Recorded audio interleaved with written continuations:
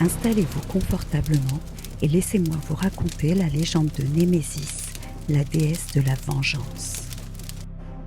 Il y a fort longtemps, dans les terres brumeuses d'Arcone, régnait un roi arrogant du nom de Calion, dont la richesse et la gloire n'étaient égalées que par son mépris des dieux. Calion avait un fils, Éryon, jeune prince avide de pouvoir, que l'on disait aussi beau qu'Apollon, mais dont le cœur était sombre comme les tréfonds du Tartare. Un jour, Éryon tua un cerf sacré, bête offerte au culte de Némésis, la déesse de la juste vengeance. Ignorant les mises en garde des prêtres, il organisa un festin avec la bête et se vanta en riant. « Si Némésis est déesse, qu'elle vienne donc me punir elle-même. Je n'ai que faire de ses lois. » Dans l'Olympe, Némésis, drapé de noir et d'argent, entendit ces paroles.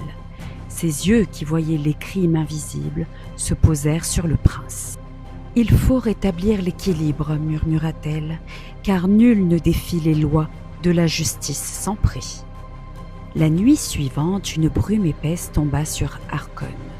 Éryon rêva d'une femme voilée qui lui tendait une pomme d'or. Elle lui dit « Tout ce que tu désires se réalisera, mais le poids de tes actes pèsera 3 fois plus. » Éryon se réveilla en sueur, mais fidèle à son orgueil, il en rit. Le lendemain, il lança une guerre contre le royaume voisin, motivé par la conquête et la gloire. Il triompha et son nom fut célébré dans tout le continent. Mais à mesure que s'élevait sa renommée, une étrange malédiction frappa Arcone.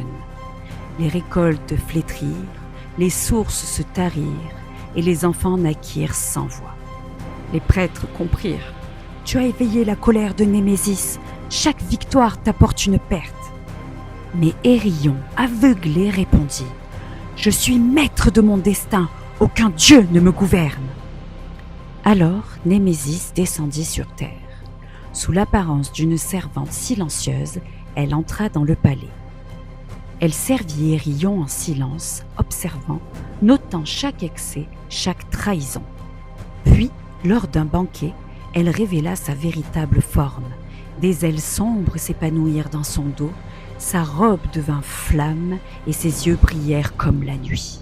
« Prince Éryon, tu as rompu l'équilibre. Pour chaque plaisir volé, une douleur te sera rendue. » Terrifié, Éryon tomba à genoux. « Que dois-je faire? Pardonnez-moi !»« Il n'y a pas de pardon, seulement réparation.